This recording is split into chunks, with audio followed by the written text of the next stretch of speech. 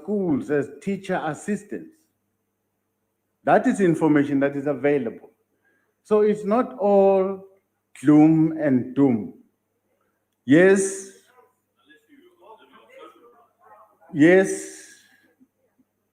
in terms of our revenue, we've gone down. Understandable so, because a lot of companies have closed down.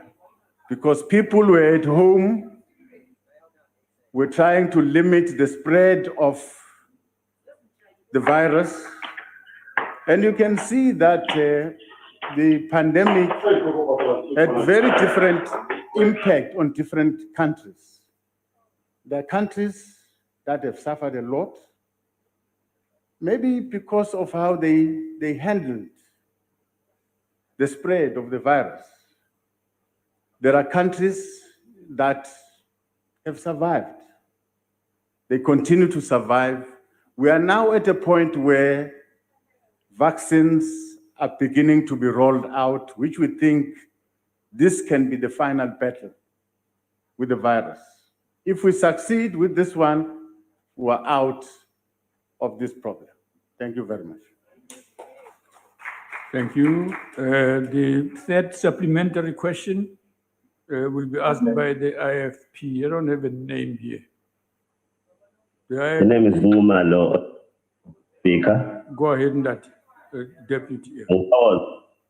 Ngiyathokoza kakhulu sekela somlomo ngibingelele kwiphini lika Mengameli nina besilo ngiyabingelela bengifisa ukuthi nje mhlonishwa phini lika Mengameli inombolo zabantu abasha kakhulu ekaqeda kukhishwa between October no December unyaka enodlule ziyakutshengisa ukuthi intsha yakithi iyona eshayeke kakhulu kulesimo sokungakhuli kwi-economy kakhulu futhi ngalesikhathi kune COVID-19 manje ke siyafisa ukwazi njengentsha represented la eParliament la South Africa nesimele intsha yonke ya South Africa ukuthi yiphi indlela uhulumeni aseyikhandile ezokwazi ukuthi particularly intervention yayo kube eqondene ngqo nokulekelela kwabantu abasha ikakhulu laba okuyibona asebeqedile naseyikona abahleze emakhaya namajazi kube asebephumile futhi emsebenzini kulesi sikhathi samanje ngiphethe mhlonishwa isekela lika speaker ngokuthi umuntu akamncoma uMengameli iphini kaMengameli ngokuthi ngesikhathi se-lockdown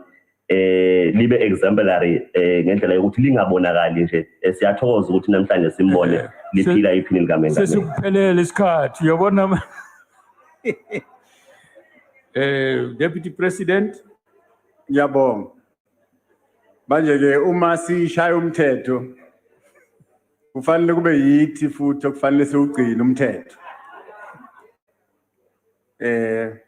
Thina ke esinezifo ezinye kufanele sizibhekelele kakhulu.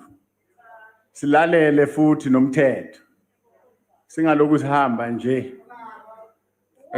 Sizibhekelele. Ngako mhlambe namhla sinani la kule ndawo. Ukuphendula umbuzo ziningi ke izindlela esizame ukuthi sifinyelele kubantu abasha.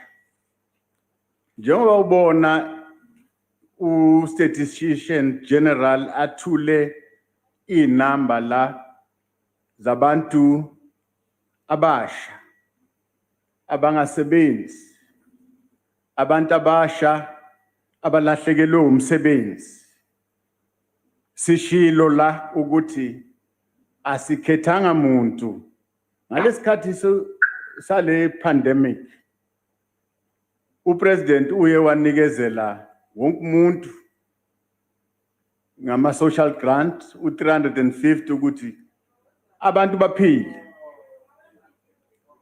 kodwa ke ngaphezulu kwalokho upresident ukhipha imali ayibiza ukuthi i-stimulus package. Leso stimulus package sisize kakhulu abantu abasha. Ngishilo ngathi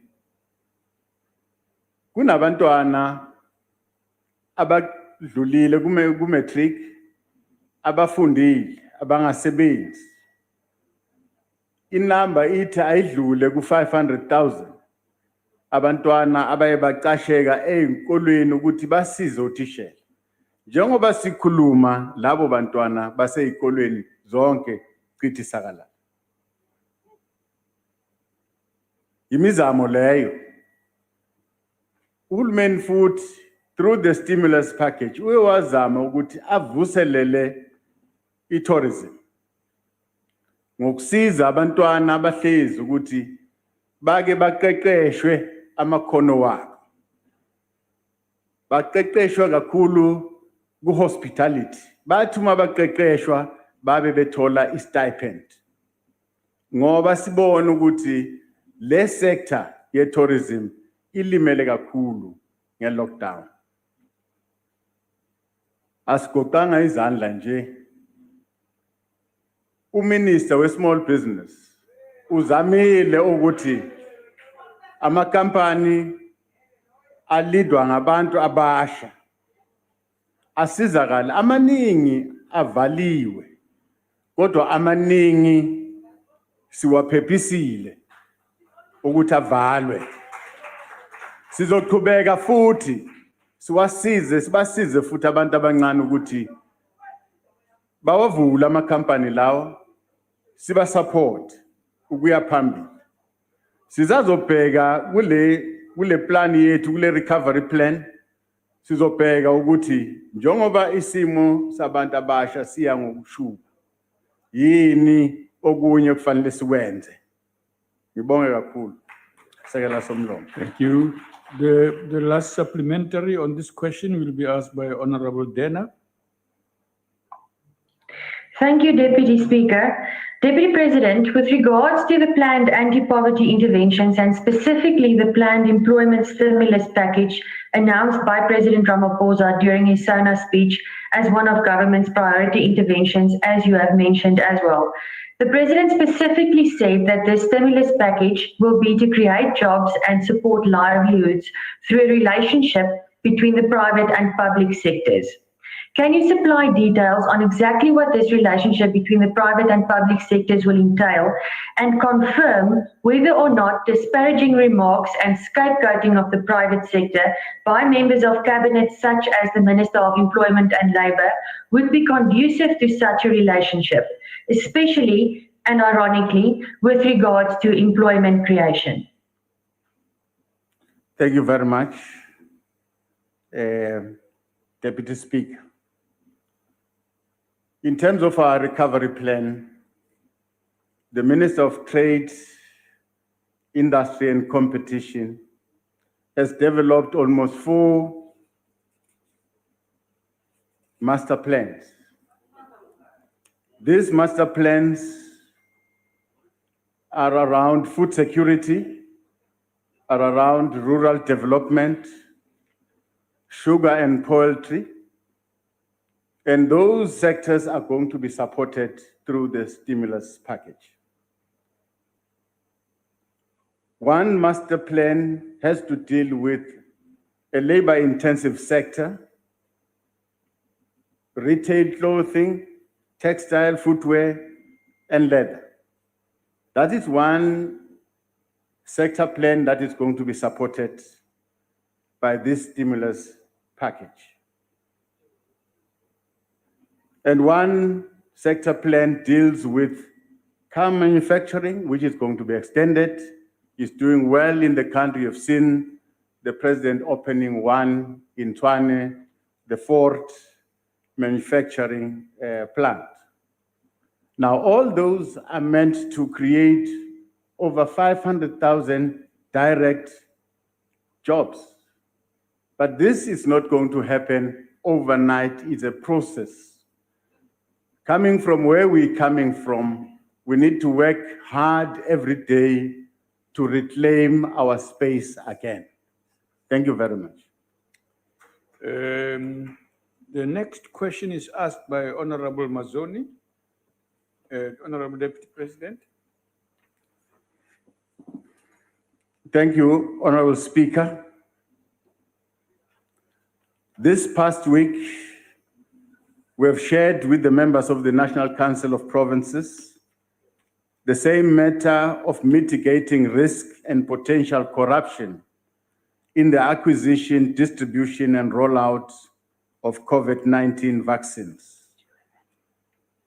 We can report here, Deputy Speaker, as well, that as the Interministerial Committee on COVID-19 vaccines, we have developed a corruption risk mitigation plan as one of the oversight mechanisms in the implementation of the COVID-19 vaccination plan. The IMC has sought to identify potential risks in the procurement of vaccines, of which we then adopted mitigation strategies required to address such risk. In our view, procurement risk is greater when there are multiple purchasers and suppliers with no uniformity of quality and effectiveness of the product, as it was the case with the procurement of personal protective equipment at the outbreak of this pandemic. On the contrary, in the acquisition of the COVID-19 vaccines, there is limited room for such corruptions as the market is highly regulated with few manufacturers. Further to this, the product has to pass the stringent quality assessment by the regulator, and the procurement is centralized at a national level for the ease of monitoring. There will also be no need for any additional procurement at the level of provinces, as they have limited function in terms of distribution, which is determined by national. Consequently, provinces will have to use selected service providers and existing distribution mechanism and arrangements for medicines which are already in place.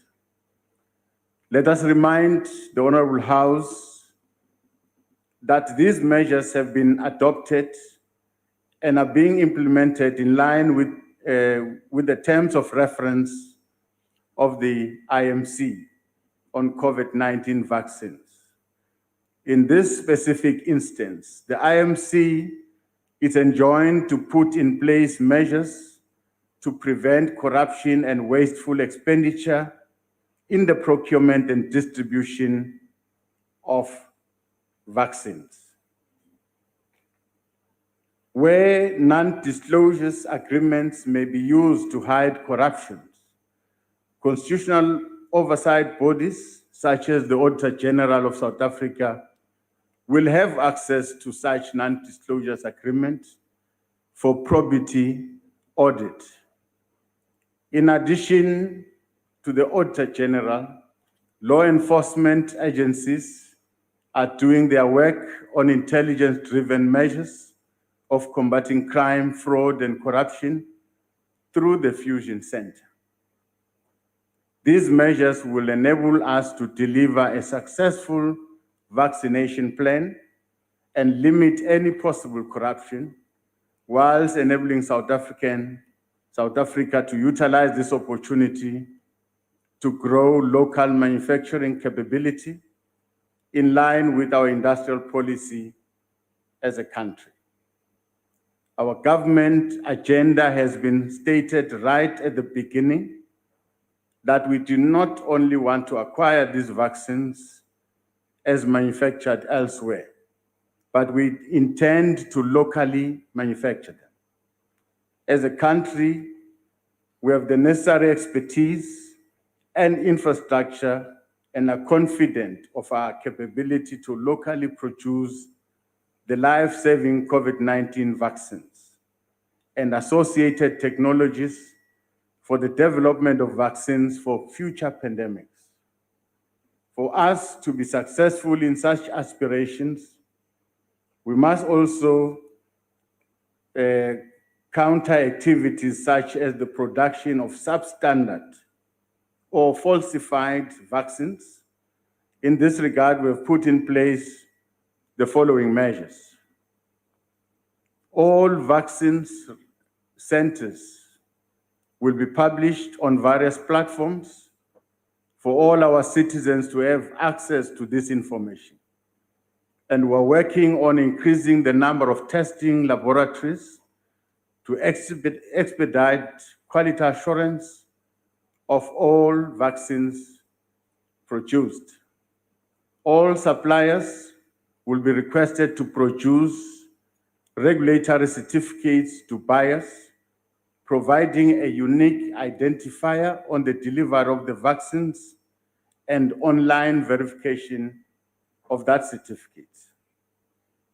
Furthermore, we have, through the communication workstream of the IMC, developed a public awareness campaign to conscientize the public on dangers of utilizing unregistered vaccine centers. There are also webinars and radio programs that are being utilized to engage various stakeholders on vaccines, corruption risk, as well as how we could jointly implement mitigation measures with our community. Communication of detection and prosecution of any corruption will be done on a regular basis to enhance transparency and public accountability. Ultimately, Honorable Deputy Speaker, we are confident of the effectiveness of the plans we have made and the measures we have put in place to combat any form of corruption. This includes queue jumping that has been reported widely in the media as one of the risks. The most important intervention at this phase, which is only targeted at healthcare workers, is to require those being inoculated to produce proof of employment. This means that people cannot jump the queue by falsely claiming to be frontline workers in the healthcare sector. We have also limited people's ability to alter their workplaces once registered for vaccination, as this is another potential strategy that queue jumpers could use. In this instance, the use of the electronic vaccine data system seeks to ensure that the right people are vaccinated as per the relevant phase. Together, we must ensure that we tackle any acts of corruption that take advantage of the plight of our people. We have a duty to defeat the coronavirus and ensure the enjoyment of life and dignity for all, as outlined in the Bill of Rights. That is why, Honorable Deputy Speaker, we have activated whistleblowing mechanism through existing hotlines such as the Presidential Hotline, the Anti-Corruption Hotline, hosted by the Public Service Commission, and the whistleblowing hotline of the Special Investigation Unit for the broader public to play their part in the prevention and combating of corruption. Our social partners at NEDLEC, interfaith leaders, traditional leaders are central to the public awareness campaign, which will raise the necessary public awareness to the number of people taking vaccines, including reporting corruption where it manifests itself. Already, we are mobilizing public support for the vaccination program, using all official languages on national, community, regional, commercial radio stations. Further, we will make use of all communication platforms across the length and breadth of our country, including in rural communities, to ensure that every citizen, no matter their location in the country, is reached with this message. Thank you, Honorable Deputy Speaker. Thank you. Honorable Mazzoni. Deputy Speaker, the Honorable Mazzoni is unavailable today, so I'm handling the question. I was almost saying you are not here. Absolutely not. Okay, go ahead. Deputy President, we must all together tackle any instance of corruption. I just want to focus on that quote from your answer now. Scorpio, the investigative journalist team, have uncovered or revealed allegations of alleged inappropriate links between the Honorable Minister of Health and a company called Digital Vibes for a contract amounting to 82 million rand, appointed by the Department of Health to help with the vaccine rollout media. Ms. Nodira Mita, Ms. Tahera Matha, and Ms. Yenzi Sokela all worked for the Honorable Minister in his 2017 ANC internal election campaign and now work for Digital Vibes. And Ms. Makosazana Mtetwa is an ANC staff member who also works for a foundation called Ikusasa Le Africa, which is the personal foundation of the Honorable Minister of Health. All of these people are now involved in this 82 million rand tender. Now, to the extent that there is a credible vaccine rollout program, something which I must say is a matter for debate, but not for today, public support for that program is critically undermined by revelations like this. So going back to your quote, Deputy President, I wonder, would you give the country and this House an assurance that you will take these allegations extremely seriously? Can you tell us what you are doing as Deputy President to investigate them? And give us the assurance that if there is any truth to these allegations, that the Minister will be removed from office immediately. Thank you. Deputy President. Thank you very much. Remember, I'm Deputy President. I'm working in the office of the President. Once a President responds on a matter, that is the response of the Presidency. So I will elect not to comment on a matter that the President has commented, because the comment of the President is my comment. Now, the Minister of Health has spoken to the President, explaining himself in the whole matter. And the Special Investigation Unit is on the matter. So we leave it at that up until this investigative unit comes out with a finding. Then we'll take it up from there. That is the response that was given by the President. I'm just repeating that response. So the kind of information that you have, I can hear you are naming people's names and all that. Maybe it can be useful to the investigative unit. Don't you think you must present that to the unit? It can assist, because all of us must try and assist in this case. But with the vaccine, there are limited manufacturers, and there are agreements that are signed. Prices might differ, we negotiate, we finalize, and we pay, they deliver. Now, in our case, we're still storing our vaccine in a BioVac facility in Midrand, where we are partly owning those facilities. Tomorrow, I'll be visiting some of their facilities in Cape Town, where they manufacture vaccines.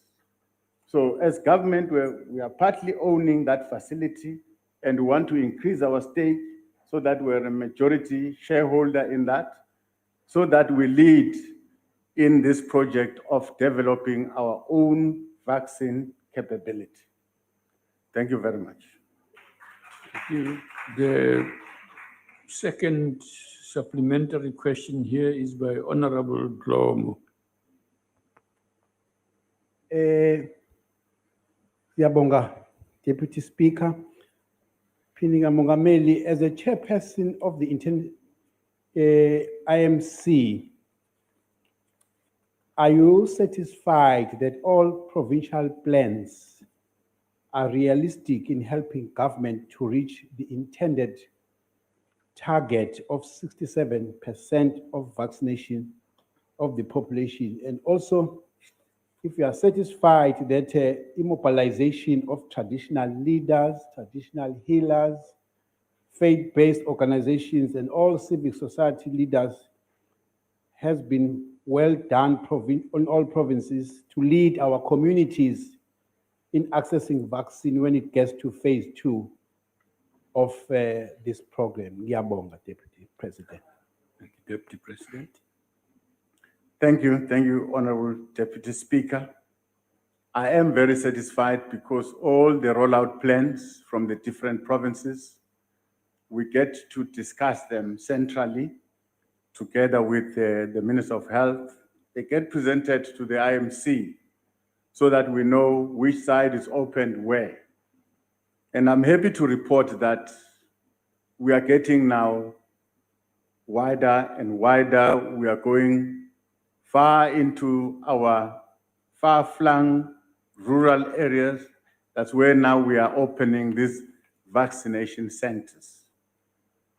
Now, this is a good preparatory phase because we're only dealing with healthcare workers, preparing that we get ready to take the second phase where the volume of people will be bigger. Before starting with the vaccination program, we consulted with traditional leaders. We consulted with interfaith leaders, and they are very willing to support government and to spread the message and to sort of condemn the myth and the false information that is going through out there and get our people to vaccinate. At a particular point, if everything allows, our traditional leaders will be the first in that phase to go to inoculate. And our interfaith leaders will be the first to go up front so that they dispel all the myth around the vaccines. We are going to scale up the vaccination process. Now, we're aiming that by the end of this month, which is March, we should reach 1 million. So there's a lot that still needs to be done. We'll be receiving our batches of Johnson & Johnson as the only vaccine that we are applying now. Very soon we'll receive Pfizer. Pfizer is a double shot. That's the disadvantage, but it's a good vaccine. Thank you very much. Members, don't worry about double shot. It's vaccine. It's vaccine. It's a double shot or a double jab. No, it's nothing. The double else, jab. Okay, the next question is by Honorable Shivambo. No, thank you very much, Deputy Speaker. Deputy President, I'll be very disappointed if you don't have an answer to this question because we have asked the same question to the Minister of Finance, he did not respond, and we have asked the Minister of Health, he did not respond as well. Now, on the 24th of February, the Minister said that government has allocated 10 billion rands for the next 2 years for the rollout and delivery of vaccines.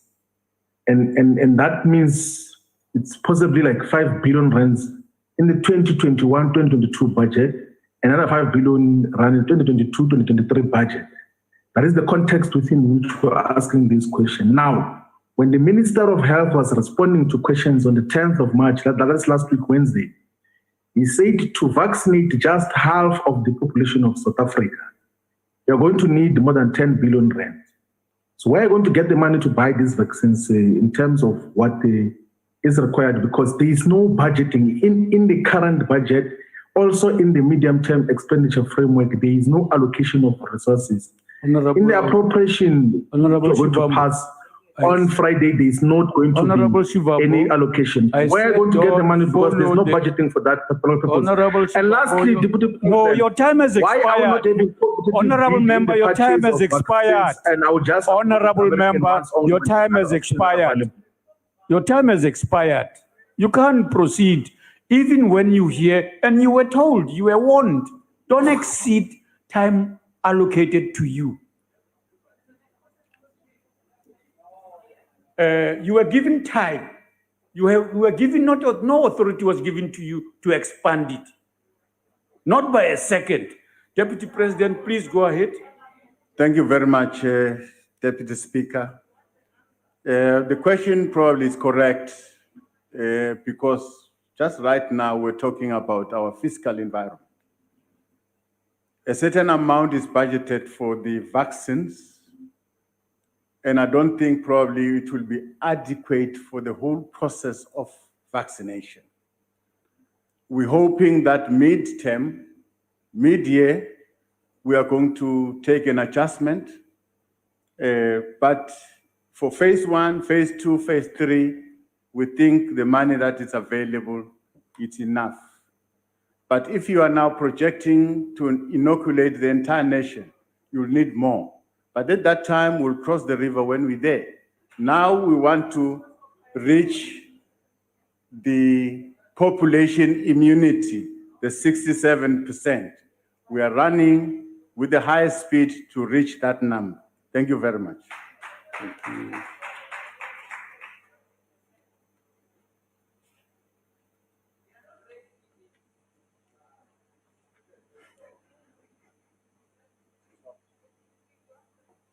The next question here is by Honorable Swart. Thank you, Deputy Speaker. My thanks also to the Deputy President. The ACDP shares the concerns of many that corruption and crime will take place, given the fake vaccines that have already been found and previous corruption that you alluded to with the PPE contracts. In addition, we see those very serious allegations of corruption within the health department itself. And it seems that the Health Sector Anti-Corruption Forum, which was launched in 2019, has largely been ineffective. I'm sure you'll agree that the 10 billion, Deputy President, of the vaccine program is rich pickings for unscrupulous people. And the fact that National Treasury has again allowed deviations for transport, storage, and distribution contributes to the risk. Deputy President, would you support, as part of mitigation strategies, the real-time auditing of all related vaccine contracts as an additional measure, as well as the setting up of special additional courts to deal with corrupt companies and individuals should the need arise? Thank you. Thank you. Date on time. Thank you very much, Honorable Deputy Speaker. I've said in my response to the question that the Auditor General will be in a position to go into these contracts between government and the pharmaceutical companies. So, to allay your fear, there's nothing that will be hidden for government. Government will be able to go in, our Auditor General will inspect those agreements, whether there was value for money. But of course, I must also indicate that we are trying by all means to utilize our available capability. For instance, the storage that we're using, the BioVac storage, we are partly owning it, but we're looking forward to utilizing our own storage as government. And the Department of Defense has got facilities in all the 9 provinces, and we're looking forward to utilizing those facilities as our storage facilities. Given the cold chain, we'll be able to try and improve those conditions, but we want to minimize the tender process as far as we can. Thank you very much. Thank you. The next question, number 3, is asked by Honorable Mautwe. Deputy President. Thank you, Honorable Deputy Speaker.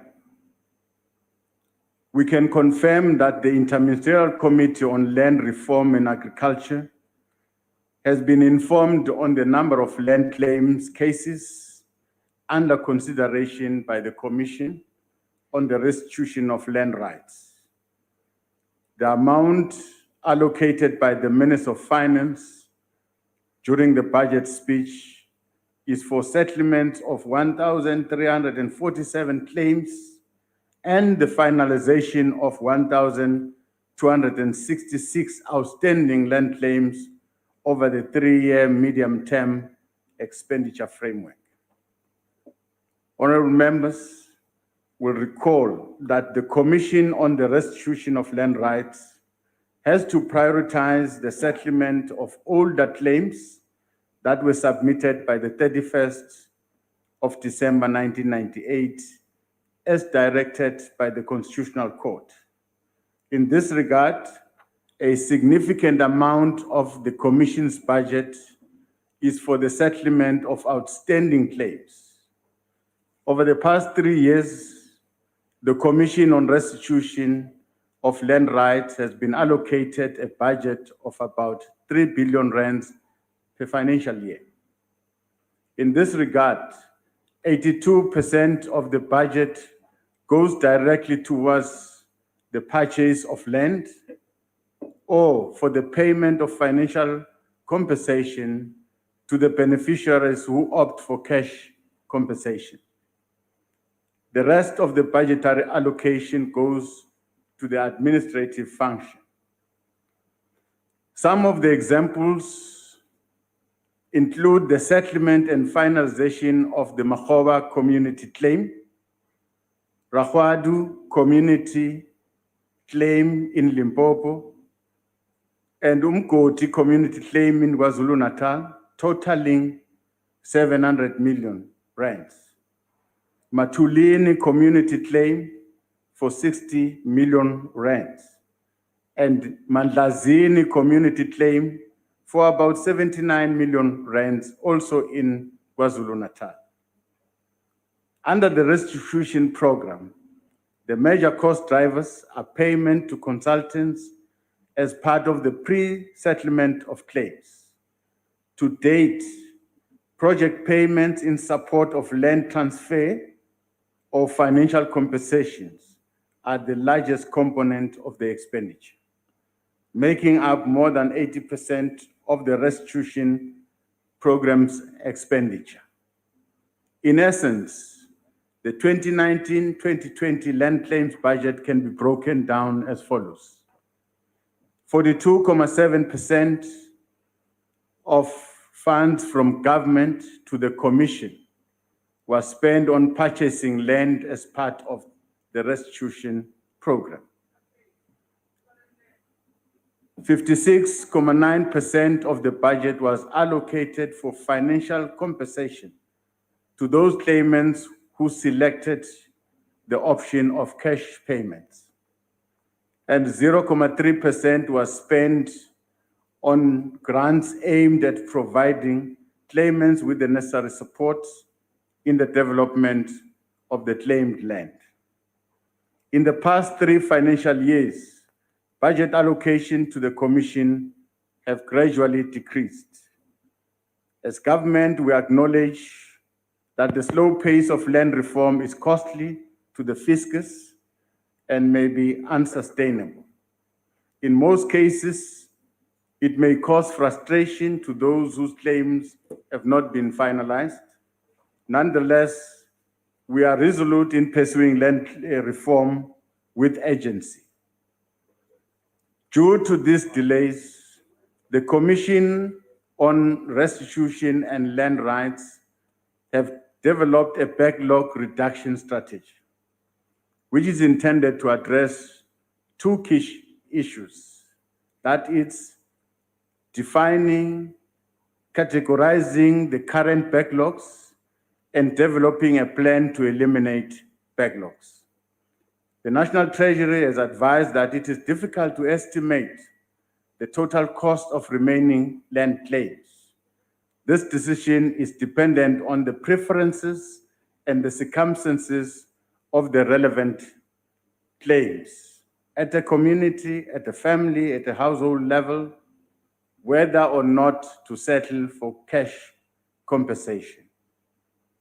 However, the Minister of Finance will take guidance from the Interministerial Committee on Land Reform and the Minister of Agriculture, Land Reform, and Rural Development on the estimation of claims that are likely to be compensated in cash. In support of land restitution and redistribution process, government is releasing land that is in the hands of the state in order to advance the objective of land reform. Furthermore, we'll be releasing land under the state to address development pressures around urban and rural human settlement, agricultural production, and industrial development. Having said this, Deputy Speaker, government remains committed to the resolution taken by Parliament to amend Section 25 of the Constitution, which is why we have gazetted the Expropriation Bill of 2020. We look forward to Parliament finalizing the required legislative amendments. Thank you, Honorable Deputy Speaker. Thank you. Honorable Mautwe. No, thank you very much, Speaker. It will be done by Member Chwak. Okay, all right. Thank you. And can I kind of a point of order to you, Deputy Speaker, because you're not wearing a mask.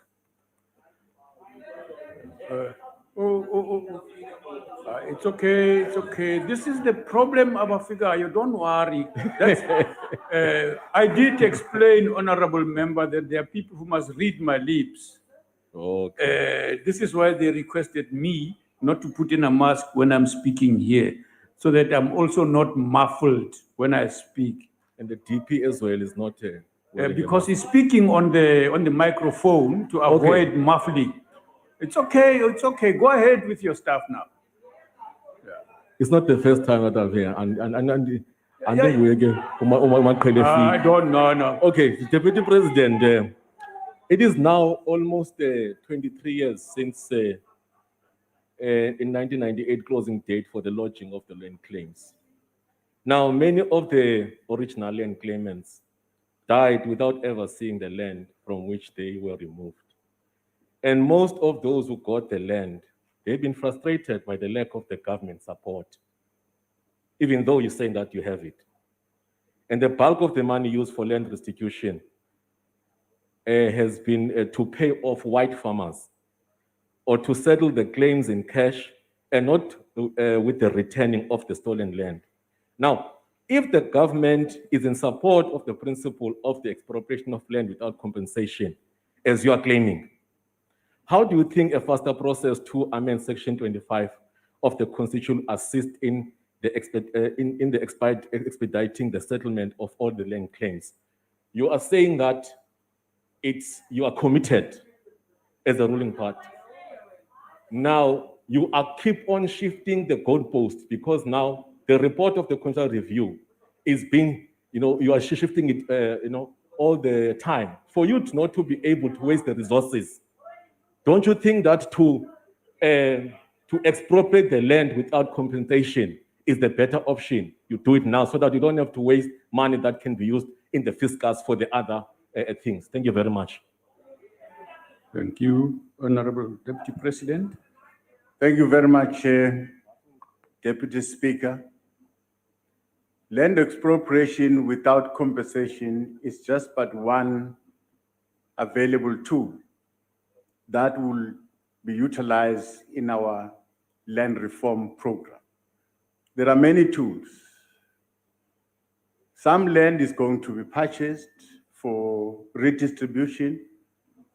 The land that is in question for expropriation is restituted land because that land has been claimed by particular claimants.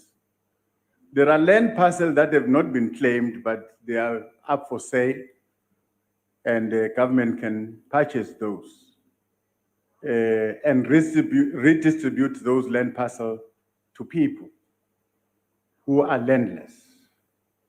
So we take expropriation of land without compensation as one tool that is aimed at addressing restitution that is lagging behind. Now, We are not going to wait until all the legislative processes are in place before we can transfer land from those who own the land to the claimants. Now, meanwhile, as Parliament, you are dealing with Section 25 of the Constitution, you are dealing with the expropriation bill. We are going to continue to settle claims so that there's no standstill in the process.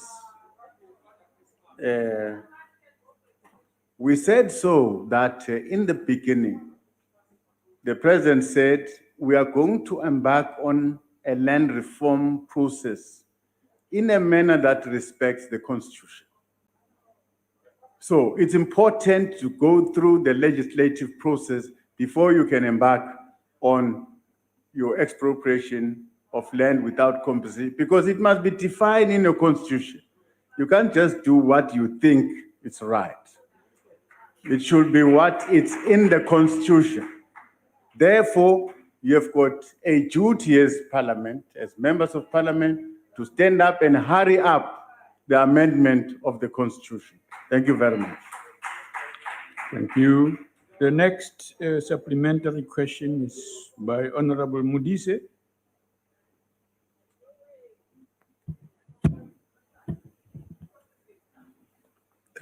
Dumela DP. Dumela. Thank you very much, Deputy Speaker. DP, given His Excellency President Ramaphosa's announcement on the release of state land, in what way will the program to release state land assist government to accelerate the settlement of outstanding land claims, as well as speed up increasing access to land by a majority of South Africans? Thank you. Thank you, Deputy President. Thank you very much.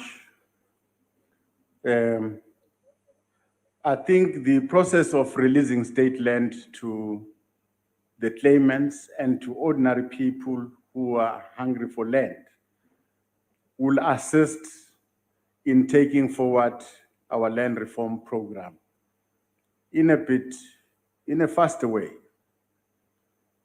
This is how it's going to happen. We've said so, and I'm going to repeat it again, that land that is in the hands of the state, whether it's in the Department of Public Works, whether it's in the Department of Defense and whatnot, we are going to deliberately take that land and give it to the people, whether claimed or unclaimed. It's worse if the land has been claimed. Now, on the land that has been claimed, but it's in the hand of the state, we are going to give back this land to the claimants. We are not requesting any money from the claimants. We are going to give them that land. Again, we are going to identify pieces of land that are in the hands of government that can be redistributed to the people. That's one arm of land reform. It's either you restitute because person has claimed the land, or you redistribute because the person has got no land and that person wants land.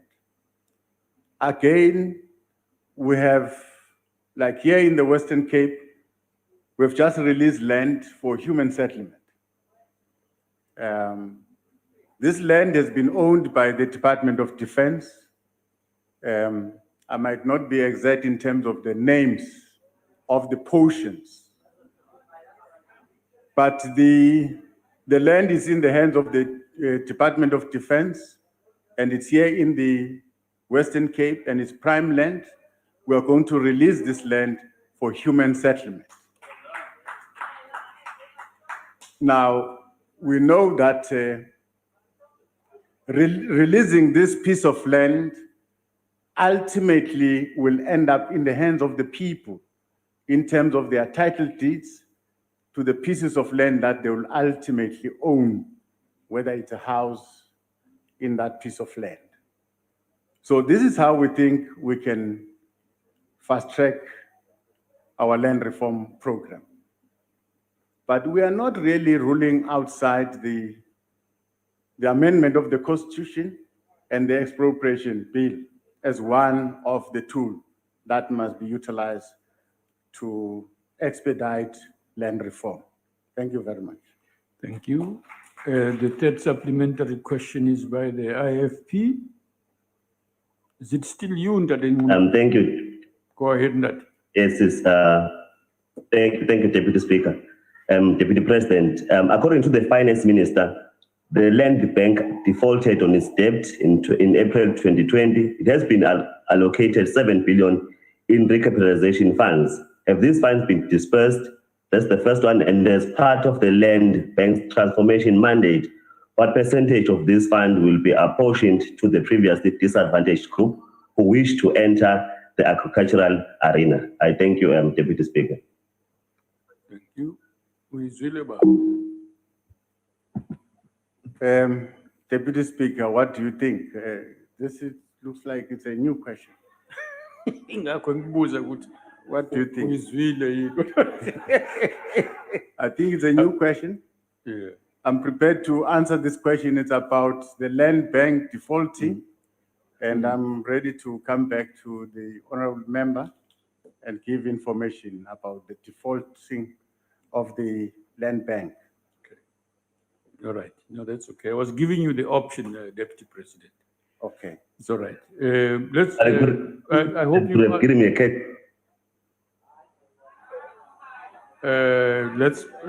honorable members, if you are not speaking, please switch off your mic.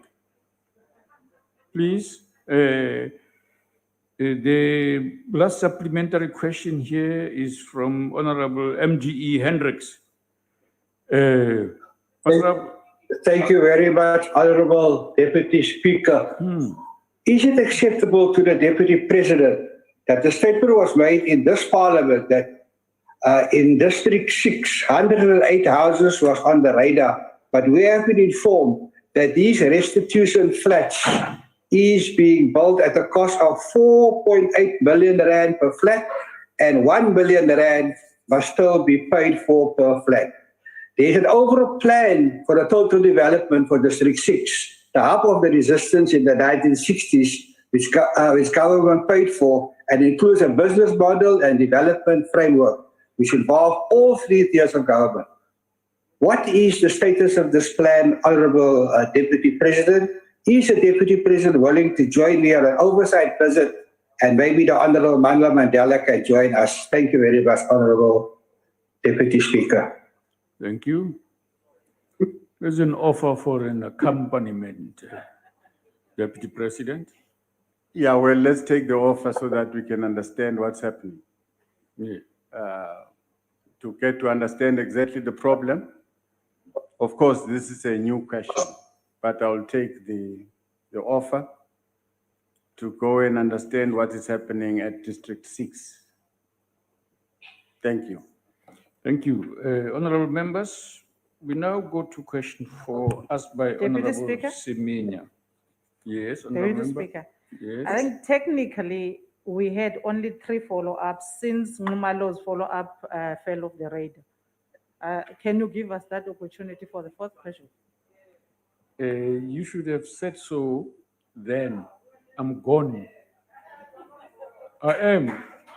Yes. Deputy Speaker, you haven't started the next question. No, we are gone. Honorable No, we Member. are not gone. We only did 3 follow-ups. Yeah. The other one fell off. Can you give us that opportunity of the one No, that let me fell off? show you how it didn't fall off. The man requested, and the Deputy President agreed to respond to his question at the earliest opportunity. So that's done. That's settled. Yes. Okay. Allow me to go, please, in future. In future, immediately the rest do that. Yeah. We are gone now. Ms. Semenya, it's your turn now on question number 4. Or it's the Deputy President who must respond to Menya first, and then she'll follow. Thank you. Thank you, Deputy Speaker. In essence, the quarterly labor force survey of the fourth quarter of 2020 shows substantial increase in the rate of unemployment compared to the third quarter of the same year.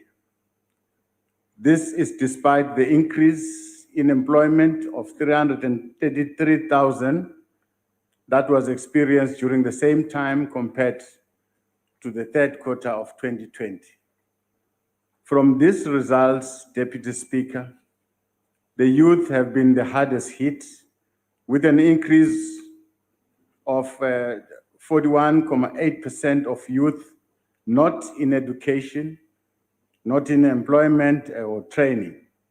Data between the years 15 and 34 in quarter 4 of 2020, compared to 40.1% in quarter 4 of 2019. Of these numbers, female youth are the hardest hit. Understood in the context of the COVID-19 pandemic and its impact on the economy and employment prospects for many young people, the statistics indicate that the following areas will be impacted. The country will have to continue to experience increased poverty and inequality based on the high number of individuals who have lost their jobs, as the rate of unemployment has increased, leading to further inequality and poor becoming more poor. The reduced absorptive capacity of the economy will lead to further insecurity with regards to employment and income for the country's labor force. Social cohesion will be affected due to the inability of the economy to prioritize the development of its youth, women, and people living with disabilities.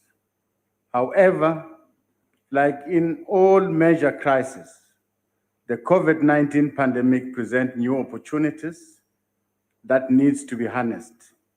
For instance, the impact of COVID-19 pandemic has led to new knowledge economy that demands new capabilities in terms of e-skilling to fight poverty and inequality. In this regard, the newly appointed Human Resource Development Council has resolved to recalibrate the human resource strategy to be skills-based, innovation-led, entrepreneurship-driven, and technologically advanced as part of economic reconstruction and recovery. In terms of doing things differently, the HRDC will put emphasis on the 21st century requirement for individuals who can transcend academic discipline and artificial distinction between the soft and hard sciences, bridge the divide between theory and knowledge, and match classroom learning with market demands by extending its role beyond merely providing oversight as an institution, but also to include thought leadership to unlock opportunities for growth purposes within the digital economy. The potential to recover and reconstruct the South African economy lies in recognizing that in order to reconstruct, we'll need a youth-centric, multi-sectoral, strategic, and innovative ethos that guides massive employment, impacting positively on the demand and the supply side of the labor market.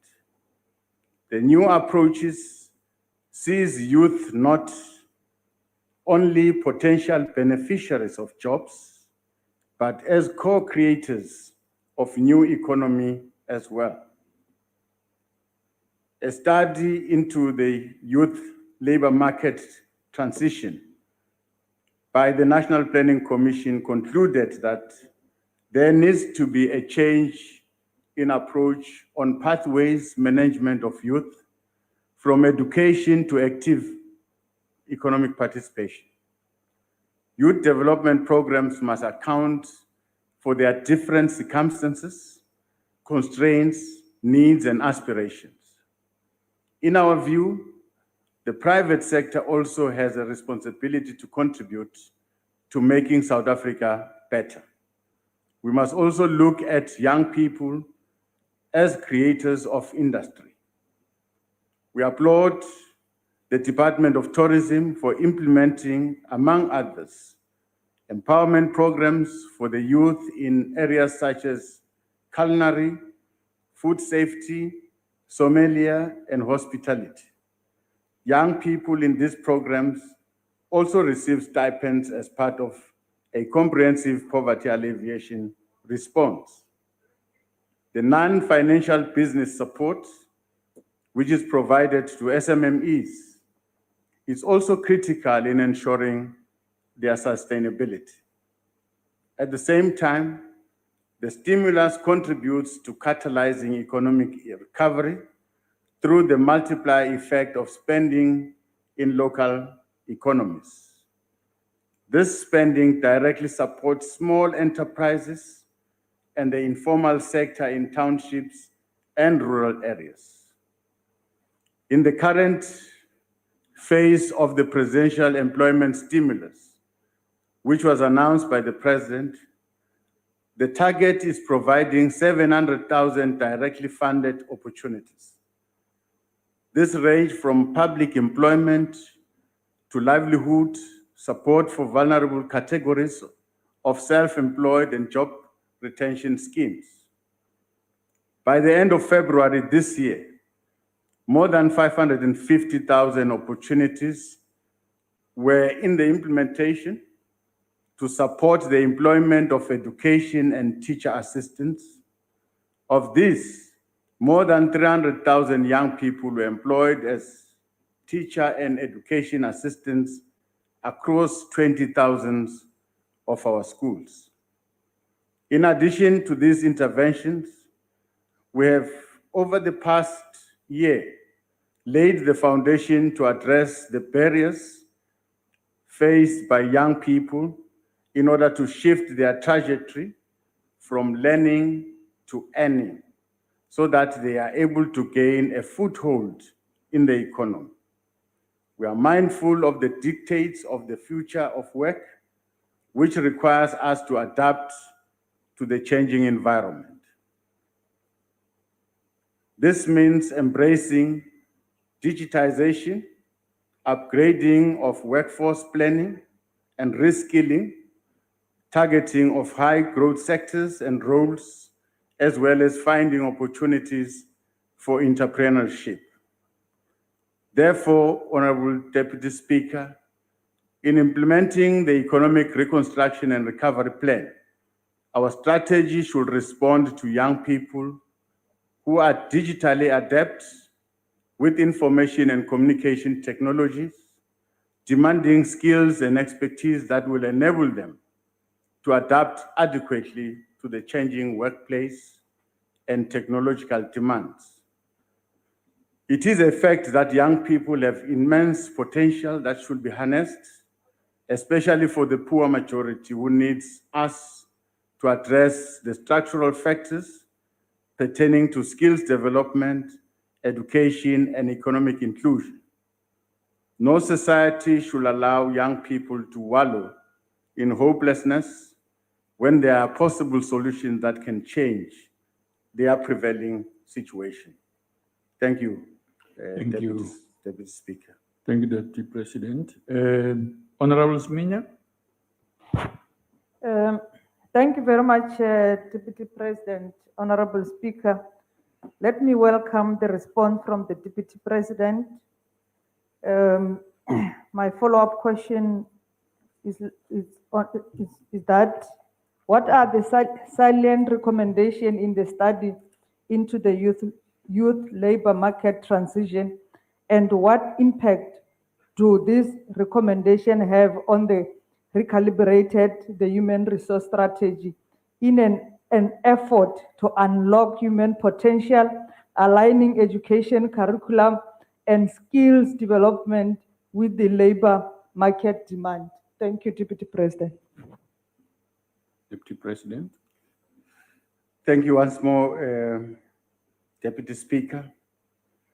The Youth Labor Market Study that was produced by the National Planning Commission in 2017 proposes 3 models that we can use for intervention to support the transition of young people into the labor market. Model 1 is focusing on enterprise development, the development of SMMEs, and supporting them so that they don't relapse. Model 2 relates to accessing the formal sector and seeks to address the interface between skill supply and the demand for jobs in the formal economy. That means the skills that we supply should match the market. This model describes various ways in which young people are or can be supported to transition into these employment opportunities. Model 3 recognizes that in many communities outside major metros, it is highly unlikely that formal sector employment will be available, and that the frustration of having nothing to do leads to our young people to do things that are outside the law, including substance abuse and involvement in criminal activity. This model advocates for creating pathways for young people to undertake social entrepreneurship and survivalist enterprise activities towards increasing the likelihood of positive engagement of young people in the economy and more broadly in society. So these are the 3 models that are suggested by the National Planning Commission. Thank you. Thank you, Deputy President. Honourable members, the next supplementary question, which is the second, is asked by Honourable C.V. King. Thank you, Chairperson. Deputy President, we have a 32.5% unemployment crisis on hand. Amongst those are, as you just mentioned, the youth. We have students that are struggling to get NEFSA funding, to get into higher education, just to be let down after they qualified not to find employment. You just stated that in 2017, there was a report that you guys had, and it actually stated that you had 3 choices to go for. Obviously, it didn't work. 52% of our youth can't find employment because there's an imbalance of supply and demand of skill, which was a report that came out 2 days ago. So, Deputy President, why is the Human Resource Development Council, which is in your focal area, failing to align the Human Resource Development Strategy with the National Skills Development Strategy, rendering post-school education qualifications as irrelevant? Deputy President.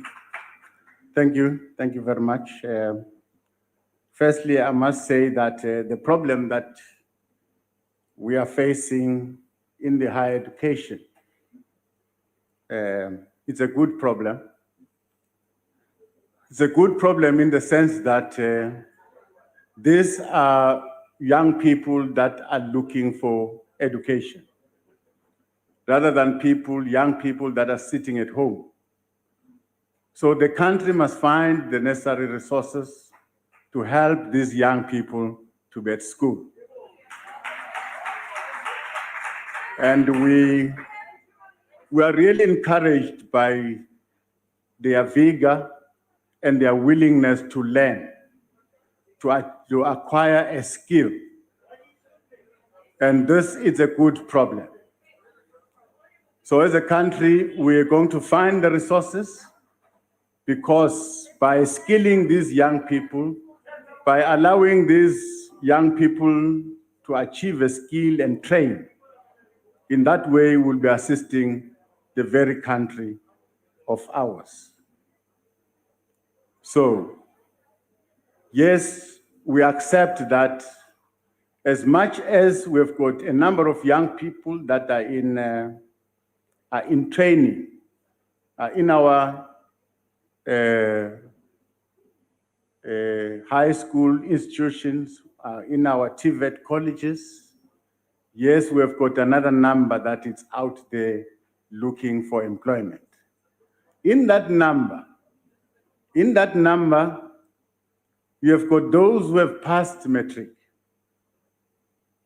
that as government, we can try and reskill and channel them elsewhere, channel their energies elsewhere, open up pathways for them. There are those that are below, they've not passed matric. As government, we must also assist them to make a living. Now, those will be admitted in our community colleges that don't require stringent admissions, so that they just acquire a skill. Of course, I have said the number of intervention emanating from our employment stimulus package have made a dent in this regard. We've retained all the number of our students in our TVET colleges, the 700 plus, close to 800,000 students. They're in TVET colleges as we speak, and they're training.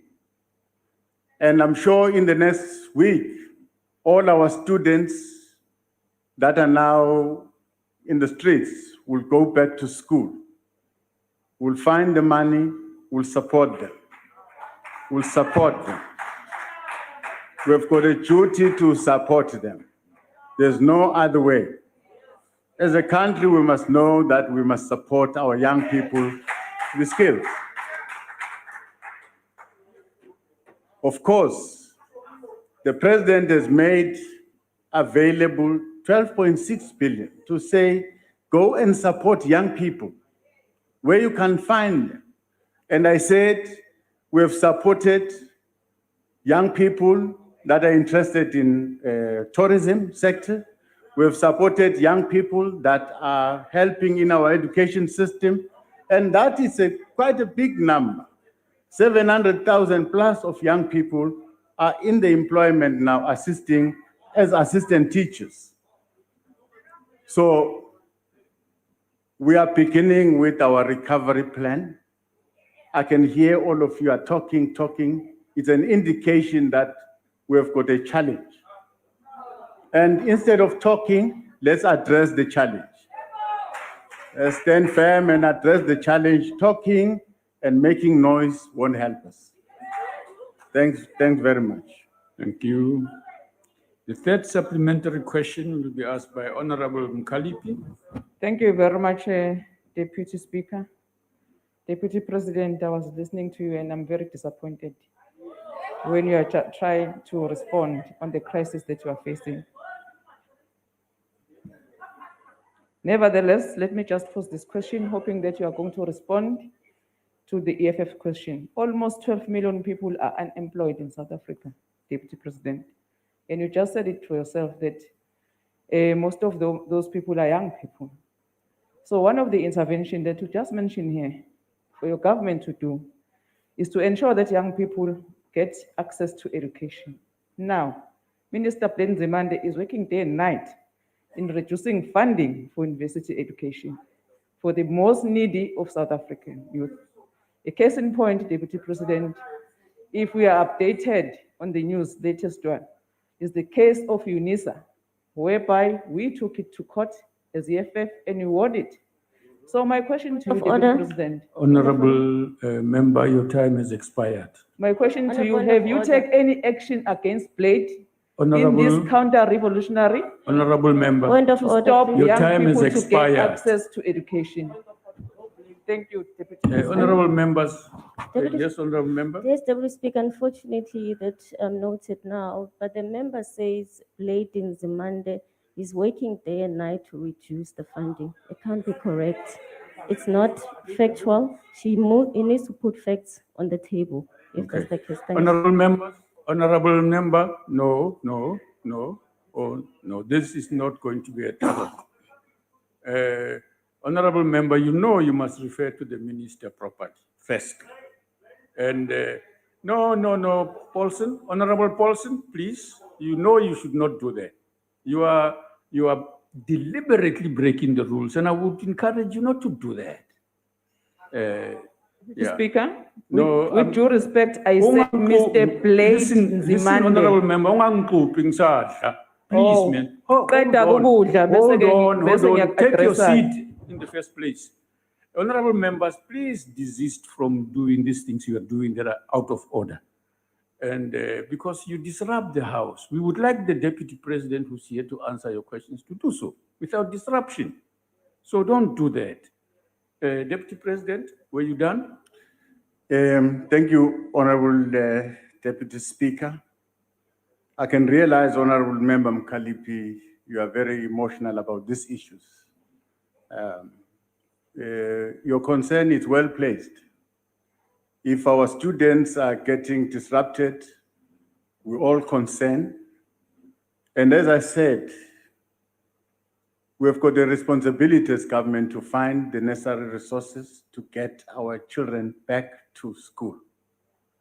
Because I said it's a good problem because these are the students that want to go and learn and achieve a skill.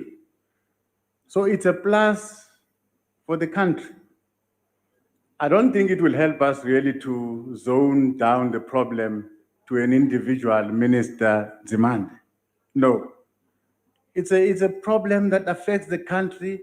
We're just from a COVID-19, we have just emerged from a situation and our financial situation is not very good. So, Minister is trying very hard and he will be supported by Cabinet, by the President. We will try and find money and support our students. Sisonke la kule ndaba. We must act together. Thank you. Thank you, Deputy President. The last supplementary question is asked by Honorable Sheikh. Thank you, Deputy Speaker. Deputy President, I don't think the problem is as simple as we think.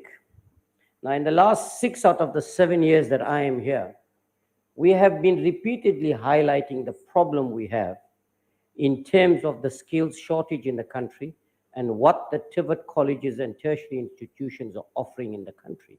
They don't speak to each other. Now, the problem when I say is bigger than that, it starts right from school level. You're having, and I've got some statistics here, which is very alarming, Deputy President. Only 51% of black children finish school that started in grade 1, finish up to matric, while the white child, 81%, an Indian 81%, and a colored child 52%. So you can see the problem. Now, that is in addition, and that is Honorable member, ask your question. Your yes, time is running out. Yeah, but it's a very important thing, Deputy. No. Okay. No. All right. Your time is limited. Okay. So the problem is that the look at tertiary it. institution. Honorable member, your time has finished. You just told me to ask. I sought to warn you, and you insist on your preambles and tall stories and not asking your question. No. I object, honorable members. I can't be sitting here telling you to use the time you were allocated and you don't use it. No, you rise to make your statement and ask your question. If you can't do it within the minutes allocated to you, I must stop you. 20 seconds, more than you deserve. Your time is finished, unfortunately, and I'm not giving it to you. Honorable President, you may respond or comment on the matter before you. I think that's the Deputy President, not the President, Deputy Speaker. Thank you very much for correction, Honorable Sheikh. So you are alert on those matters. Thank you very much. I appreciate it. Deputy President. Thank you very much. The Honorable Speaker is very harsh. If I was the Honorable Deputy Speaker today, I would have given you that opportunity. Unfortunately, you won't be today. Well, Absolutely. I'm not. Deputy President. Yeah. These are the rules here. Well, to try and answer the preamble to the question, because I heard that you are talking about the structural problem in education and the skills mismatch. That means our economy needs this kind of skills, and as a country, we're developing these skills. That theory has been dismissed.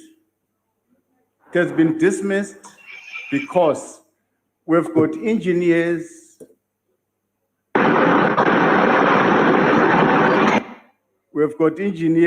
electrical, mechanical, that are out there without employment. Our economy can't absorb them.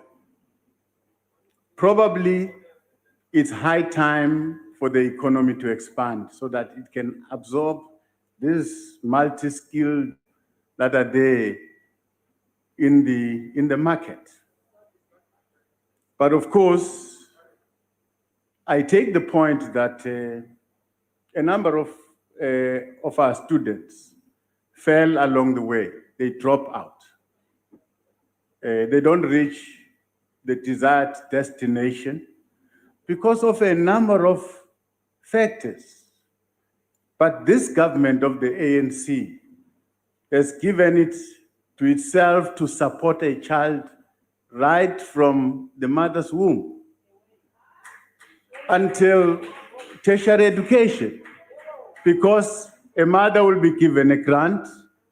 The child, after being born, the child will be given a grant, cushion the child and the mother from poverty. The child will be afforded education, which is free, right until higher education. And that is very costly. We provide a teacher, we provide furniture, we provide books, we provide everything for our children. Of course, there are still certain elements that we must deal with that affect our children, making it very difficult for them to complete schooling. We must assess those conditions. Some children, yes, are still traveling distances to school, which is a problem. Those are communities in far-flung rural areas, farming communities, where we still need to improve the kind of education that we offer at that level. But if you look at the performance of our basic education over the years, we've done very well. Thank you very much. Thank you very much, Deputy President. Honorable members, at the beginning of our these questions here, I took issue with Honorable Hilui because he exceeded his time frame. Now, you always demand of us presiding officers to be even-handed. I can't allow anybody in the house, especially when the importance is self-made and not the decision of the house. That question is important. Please adhere to the allocated time because it prioritize your question and its motivation can then fall off if your time is gone.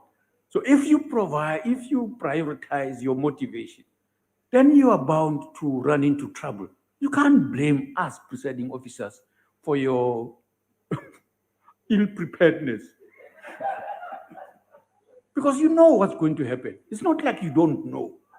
So as a belief, man, commons play and the realities, you can't be running all the time off the rails. There's on and farbar. As a belief, on front. Altijd van hier. Relko patlik.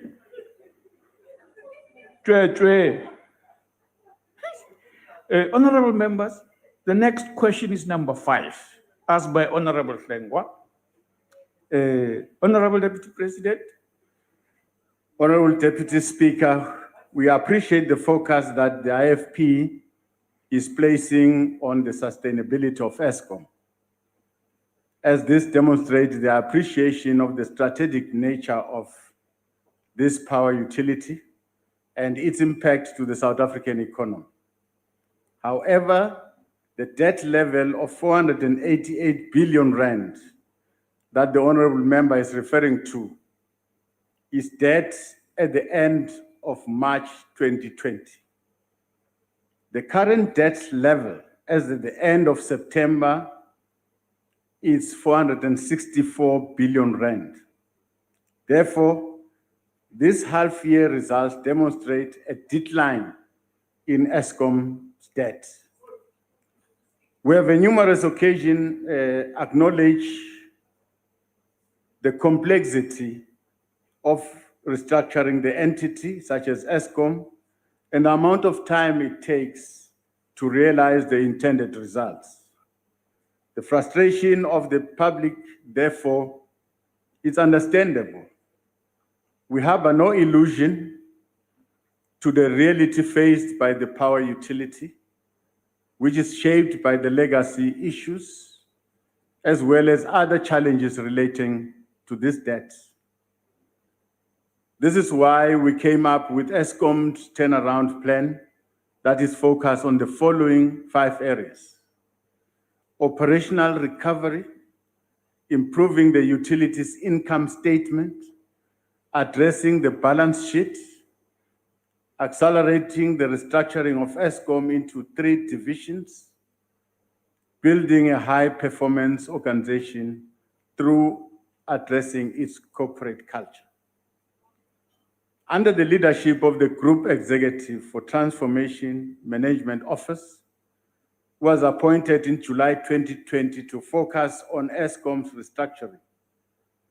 The following progress year to date for 2021 has been recorded.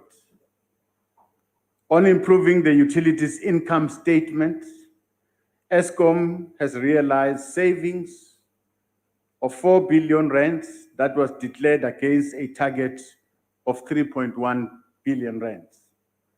This will further be complemented by a tariff increase of 15% for the 2022 financial year, which has been granted to Eskom. In terms of employee costs, the second round of voluntary severance package are underway, and net savings are expected to be realized in the 2022 financial year. Efforts are underway towards ensuring that the procurement savings are also realized. This is in line with the update that the board of Eskom gave to the Standing Committee on Public Accounts on the 4th of March 2021. On efforts related to strengthening the balance sheet, a savings of 7.5 billion rand has been realized in terms of capital expenditure. Processes are also underway to dispose non-core assets.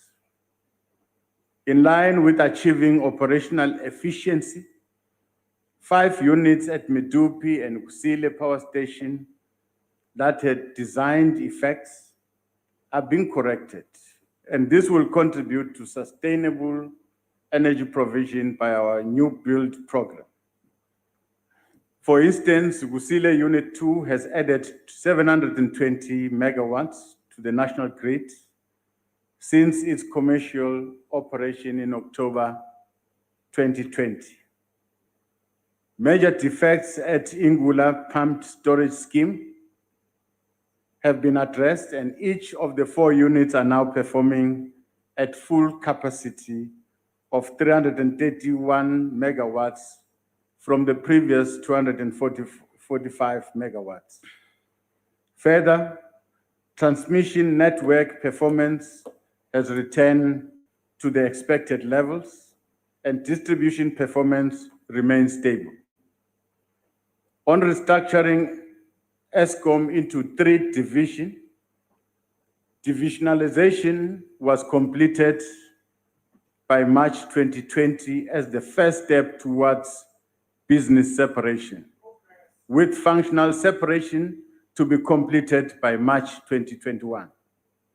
The establishment of a separate transmission subsidiary is still targeted to be completed by December 2021, with generation and distribution by December 2022. Finalization of this process will create the required certainty for prospective investors in generation capacity, in turn ensuring that bids are fairly adjudicated relative to Eskom's generation. In our view, Honorable Deputy Speaker, this is a demonstration that the sentiments by the Honorable Member that none of the deadlines of Eskom's turnaround strategy have been met are misplaced. As the political task team on Eskom, we are comfortable with the notable progress in Eskom's recovery of its operational performance that has been made thus far. Our current focus should be on addressing the elements that contribute to decreasing the debt, including the procurement function in the turnaround plan. The rising municipal debt continues to pose serious risk to Eskom long-term financial sustainability. In fact, it contributes to liquidity challenges that are faced by the entity. In this regard, a number of efforts are underway to address this challenge.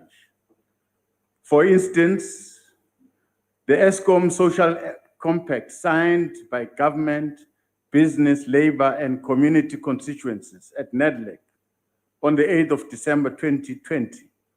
It's a key step to addressing this debt burden. It provides the foundation for future initiatives. The parties to the Social Compact committed to supporting Eskom to joint solution to illegal connections and non-payment of the debt. At the level of the political task team on Eskom, we have established a multidisciplinary revenue committee made up of all departments of public works and infrastructure, public enterprise, human settlement, water and sanitation, COCTA, National Treasury, SALGA, and Eskom. The mandate of this subcommittee under the coordination of National Treasury is to improve revenue management in municipalities, which encompasses addressing debt issues, but also to ensure the reduction in debt owed by municipalities. In this regard, the Eskom political task team is encouraged by the progress made in the collection of 4 billion rands of outstanding debt by provinces between the 1st of April 2020 and the 1st of December 2020. Honorable Hlengwa should be relieved by this progress following communication to the leader of government business on the 11th of March on the development of a roadmap towards ensuring that the debt to Eskom is settled. In many instances, the municipal debt to Eskom is largely caused by area accounts, interest on outstanding debt, and exceeding the notified maximum demand.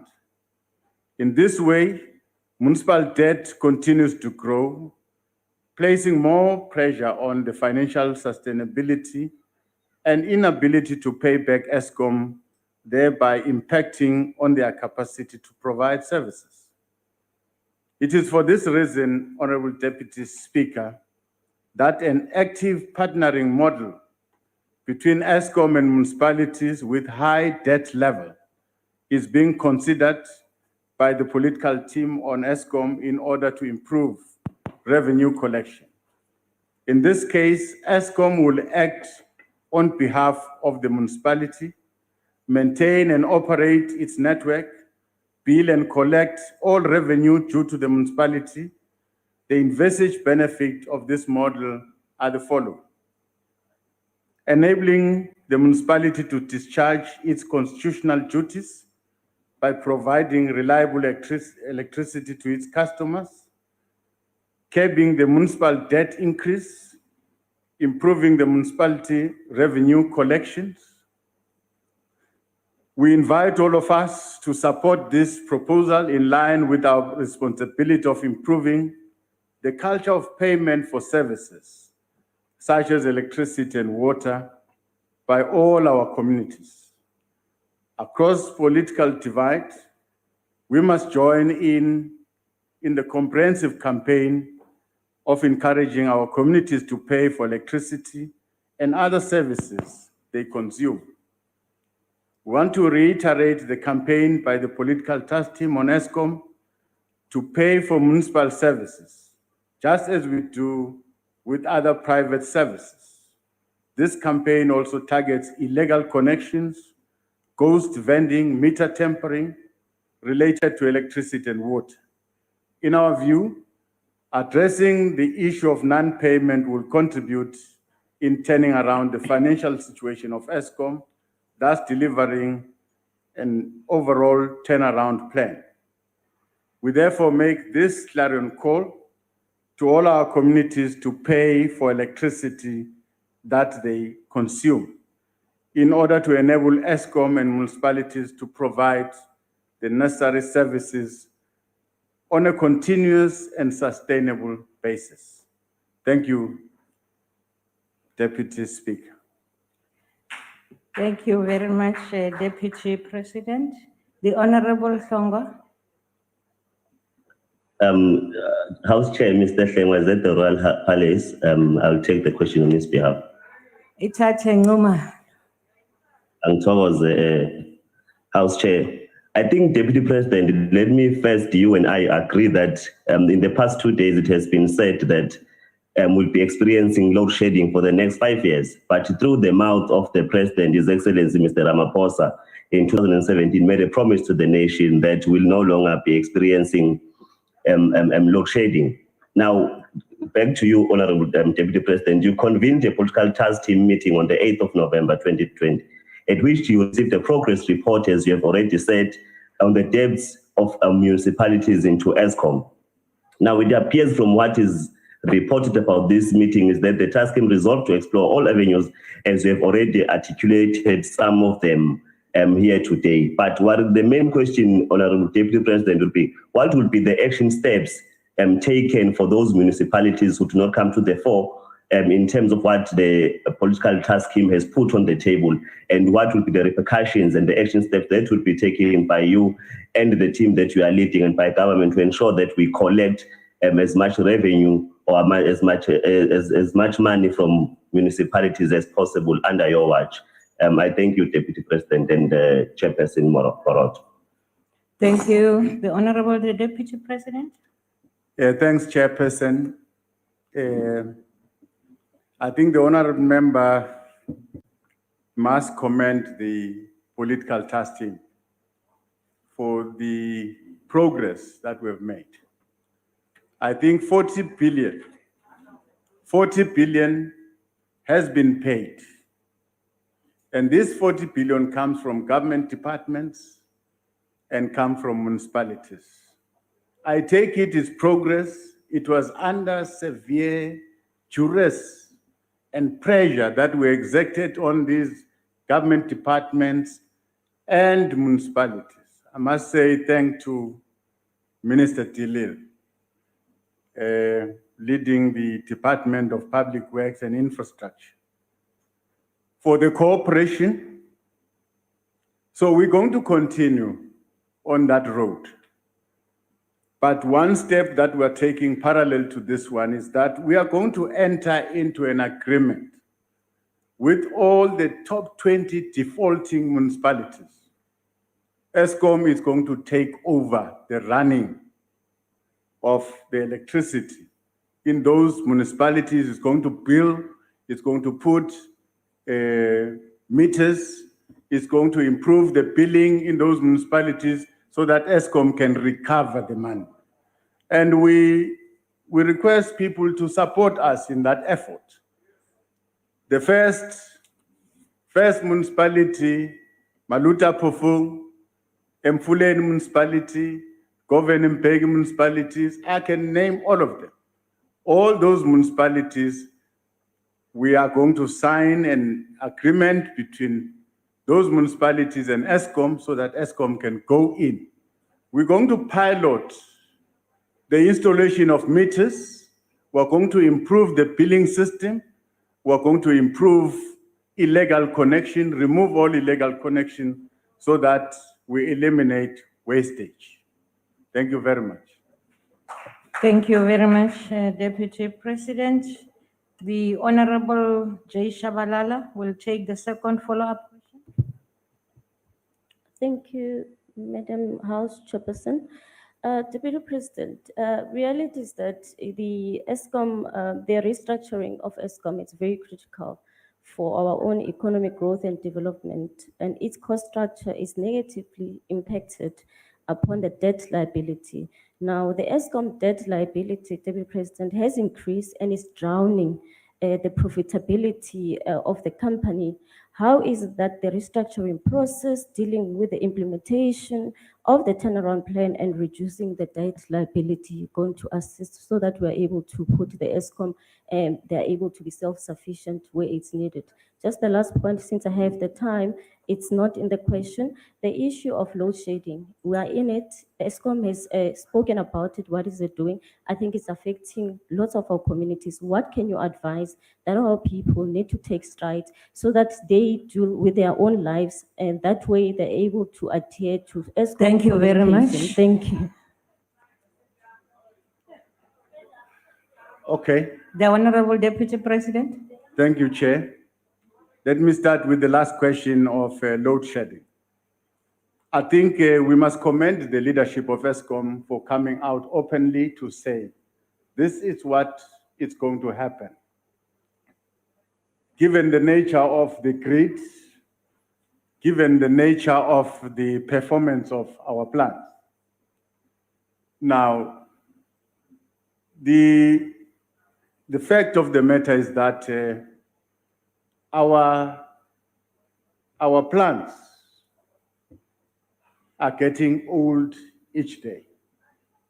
And some of them are very old, by the way, very old, but we need them to produce energy so that me and you can have light. Now, we maintain those power stations. So there is this, what is called planned maintenance. ESCOM will plan the maintenance of all its power stations. But there will be unplanned maintenance, unplanned disruptions. Meanwhile, we have planned to maintain this power station and that power station. Another power station will be disrupted. Now, if a power station is disrupted and it's unplanned, we lose that energy. We lose that energy and we're forced then to step into load shedding. But the unplanned disruptions are mainly caused by a number of years of non-maintenance, which now the current leadership is trying to recover from. What they call is that now they are doing reliability maintenance so that these power stations can be reliable. The maintenance that they do should be thorough so that this power station should not just break any time and disrupt the life of the people. So yes, we're going to do everything in our power to shorten that period. But for now, let's accept what the leadership of ESCOM has said, but we'll go inside and say, let's put more effort to try and reduce the period of load shedding. That, of course, will require a lot of resources. Now, I've said in my answer that the debt has gone down from 488 billion down to 464 billion. It's because of the recovery and because of the efforts that ESCOM is putting in trying to ensure that those who are owing are paid.